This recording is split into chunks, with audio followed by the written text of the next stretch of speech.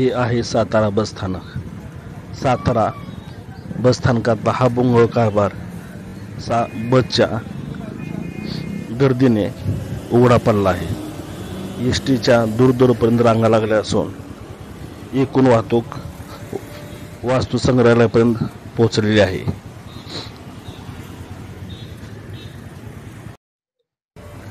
टळटळीत दुपारची वेळ असून एस टीच्या प्लॅटफॉर्मपासूनच वाहतुकीची कोंडी झाल्याने पाठीमागील एस टीला पुढे जाण्यासाठी जागा नाही।